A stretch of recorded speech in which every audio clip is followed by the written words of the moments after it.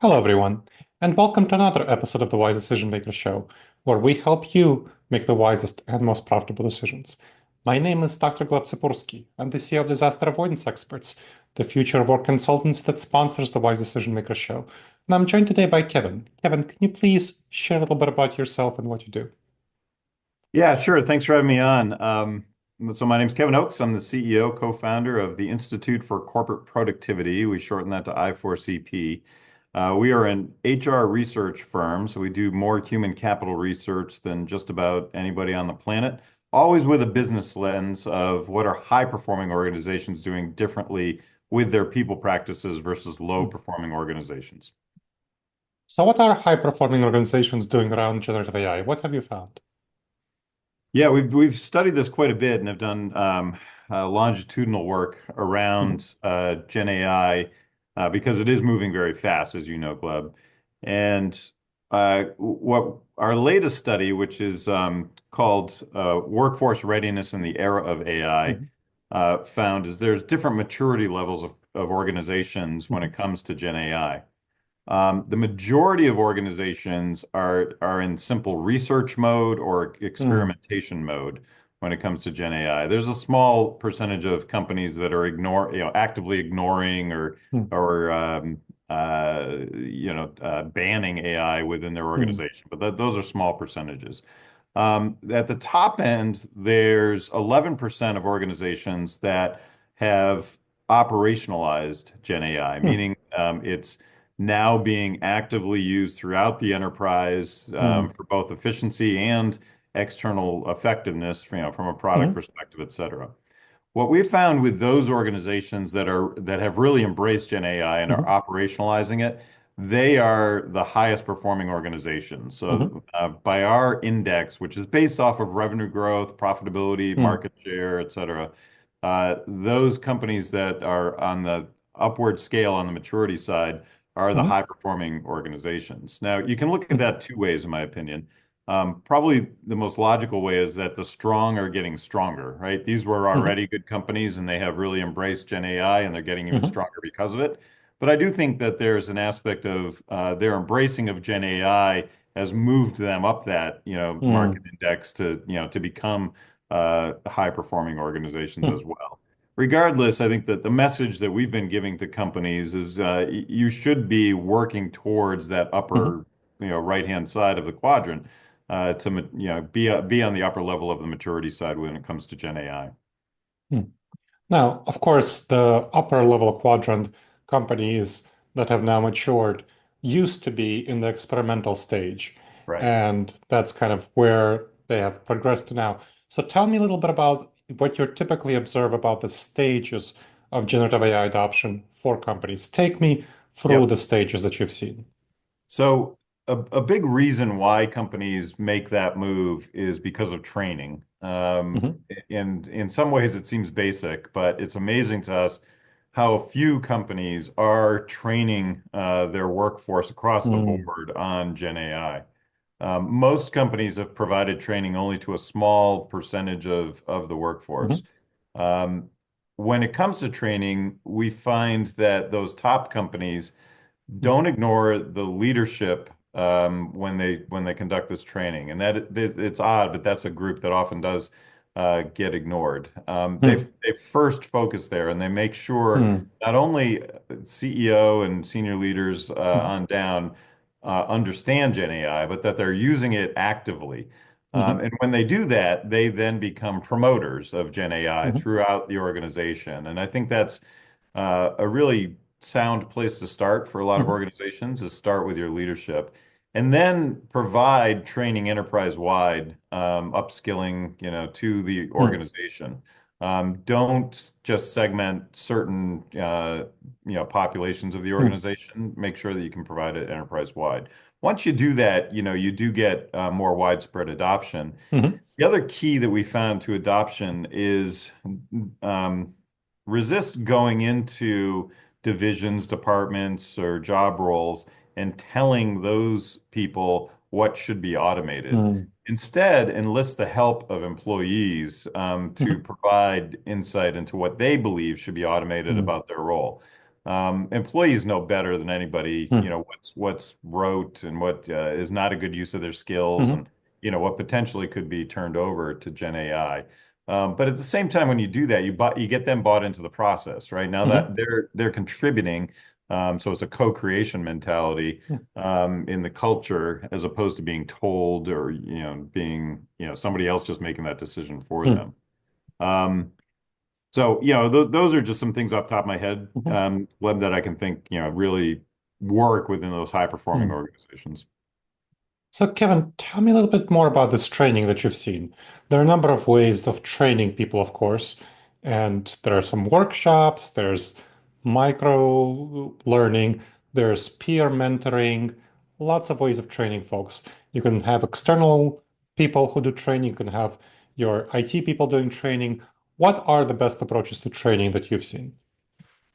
Um, you know, I I think that there are several ways you can train work, and I come from a training background and Hmm. was very early in the e-learning game. And I think there's asynchronous courses that can be very Hmm. effective in helping bring people up to speed on Hmm. topics, within Gen AI. I think you can also do instructor-led training, Hmm. and a blended approach in between the two. Hmm. One thing that we've seen very effective in organizations in general when it comes to critical training is to also get the leaders involved. This is an old Hmm. Jack Welch GE trick, but they often have leaders teaching courses, Hmm. which helps those leaders become much more adept, but Hmm. also gives more importance, to Hmm. the topic itself. Now, the skills that we've seen focused on for organizations are, they sort of start with the basics. They start with Hmm. data security and responsible use and just AI ethics and basic Gen AI literacy. But they work their way up to how they can integrate AI into Hmm. work and what are some use case examples of that.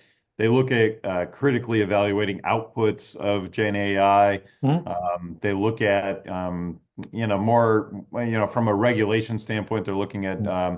how is AI regulated? So that you can get nuanced as you get Hmm. more involved in AI overall, but starting with the basics Hmm. is the first step. That makes sense. Now, let's talk about the automation part, giving it to employees. A lot of employees are skeptical, hesitant, worried around generative AI displacing them, replacing their jobs, changing what they do, making their previously valued skills not so valuable. So you say to give opportunities to employees to decide what parts of their job to automate, but that seems to be a little bit of a contradiction for folks who are skeptical and hesitant. How do you square that circle? I think when you involve the employees in those decisions, the important thing to emphasize is that you're Hmm. not looking to replace them. You're looking to free up their time to focus on more Hmm. strategic things. And we've got some great examples of companies that have done that, Hmm. where they've freed up time for hundreds Hmm. of employees to move into other areas of the Hmm. company. I don't like with any new technology, you're not going to get around the fact that, of course, the technology is going to replace jobs. It's already Hmm. happened. Yeah. BLS is tracking that on a monthly basis. We will see, complete functions replaced by Gen Hmm. AI, that's for sure. But, similar to any technology innovation, we adapt. And I think Hmm. what organizations are doing is adapting, and they're figuring Hmm. out where they can apply that human power, that brain power, into other roles that have been Hmm. ignored. One of the more surprising findings that we found, Gleb, though, as we looked at this, is the more training people did receive and the more Hmm. adept they became at Gen AI, the more fearful they became actually that their Hmm. job might be replaced. And it's pretty simple to see why that they Hmm. they begin to really understand the power of Hmm. this technology that they're using. It's ignorance is bliss with some of the other people. They just don't know enough to realize that Hmm. jobs could be replaced. But I think as a species, we've always adapted. We had some of these same fears when the internet first got launched and used by Hmm. organizations. I can remember all the same fears and Hmm. news articles around that, right? And Sure. over time, that tends to dissipate, and we get smart about how to leverage technology to our benefit. Now, you of course work with leaders, HR leaders, and one of the difficult things to do about this topic is communicating effectively around these fears.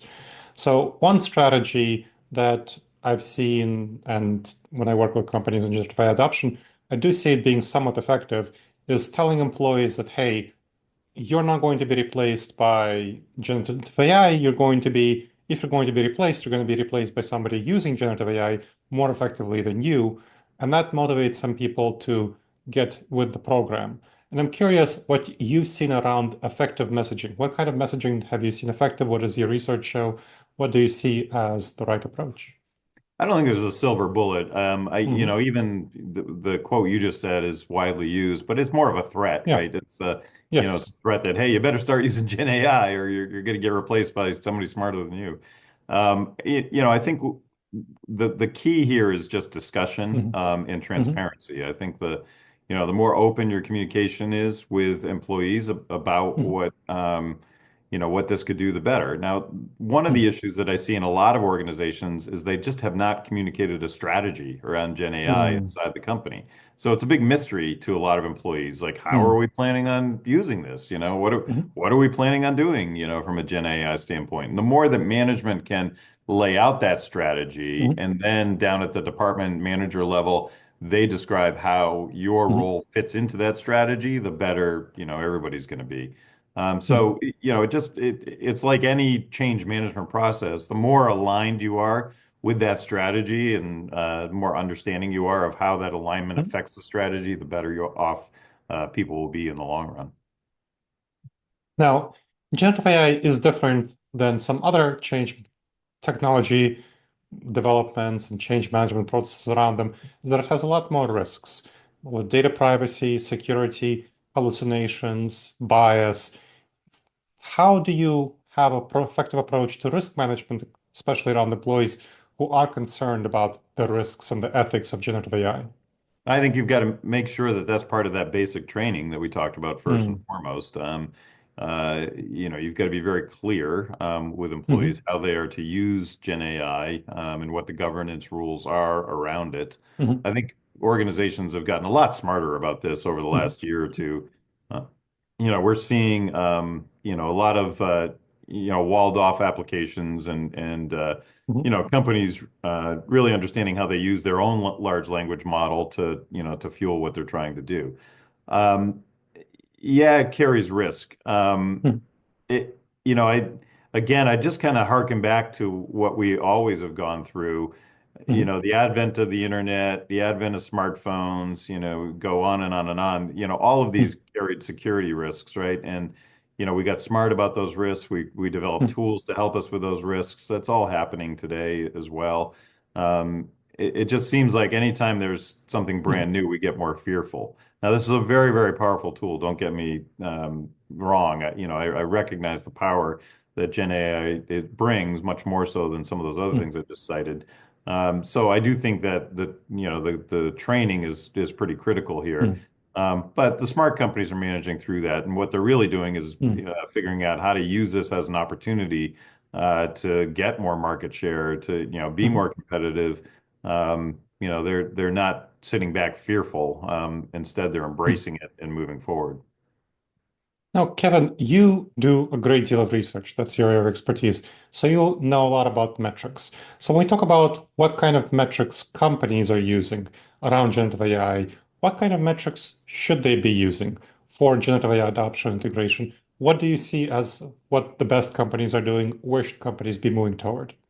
Yeah, I mean, we're even doing this in our own company, but we're tracking who's using Gen AI, how often they're accessing it. I think there's power in familiarity, and there's a Hmm. lot of studies that have shown that the more you use it, the more adept you are over time, and Hmm. recognize that how to leverage it and how not to leverage it, Hmm. I guess. So some of those usage metrics I think can be very important for companies.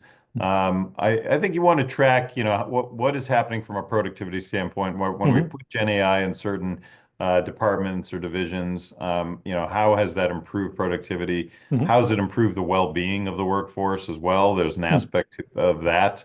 If you can free up some of that time, then, especially those rote tasks, my mental health will probably improve, probably my Yeah. physical health as well. So I think, there's a lot of the similarities between culture measurements, frankly, when you Mhm. look at Gen AI that I would advocate for people to look at. And we've written articles on Mhm. how do you measure culture and, what are the Mhm. different indexes you should be looking at. And I think some of those Mhm. same criteria apply here. Now, as we finish up, when you're thinking about the future of generative AI, it's getting more and more agentic. There are more and more tasks that will be replaced in the next Right. couple of years. Where do you see it going, and how do you see companies shifting and changing, especially the more higher performing companies, as generative AI becomes more and more capable? Yeah, I said this to an audience yesterday. If you don't know what agentic AI is, a year from now, you better, because that's all we're going to be talking Hmm. about, right? And Yeah. and it's kind of a dumb name in my opinion, but AI agents are going to be very prolific, Hmm. performing many tasks autonomously on behalf of organizations. And my counsel has been to these companies, try to figure out where you can apply agents in general. I think there's a lot of very menial tasks that just from a pure efficiency standpoint, we're going to be able to improve productivity because you've applied agents, to those tasks. Um, a year from now, we'll be talking about all the ethical issues around agents, I'm sure. And, Hmm. have we created monsters, inside our own organizations? And we'll be wrestling with that. But I think becoming familiar with AI agents is step number one for many organizations. Hmm. And we are right at the beginning of this. Most companies don't have a whole lot of agents that they've deployed yet. Hmm. Okay. Well, thank you, Kevin. I really appreciate you sharing your time and your expertise. That was very helpful. Oh, thanks for having me on. I appreciate it. And thank you to the audience for checking out another episode of the Wise Decision Maker Show. Please make sure to subscribe wherever you checked out the show and leave a review. It helps others discover the show and helps us improve the show. And if you have any questions, email me at gleb, Gleb, at disasteravoidanceexperts.com.